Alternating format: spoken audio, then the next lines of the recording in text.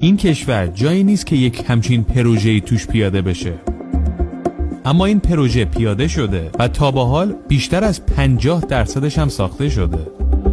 جالب اینه که این اولین پروژه عظیم در افغانستانه که خارجی‌ها توش هیچ نقشی ندارن. همه کارها توسط خود افغانستان انجام شده. از مهندسی و طراحی بگیر تا تامین بودجه و ساختش، هیچ از خارجی‌ها کمک گرفته نشده. حالا این کانال اصلاً چرا ساخته میشه؟ این کانال قراره یک رودخونه 285 کیلومتری باشه. یک کانال عظیم که 115 متر عرض داره و 8.5 متر هم عمقشه. در مرزهای شمالی افغانستان یک رودخونه بزرگ وجود داره که به خاطر بزرگیش از قدیم بهش میگفتن دریا یا آمو دریا.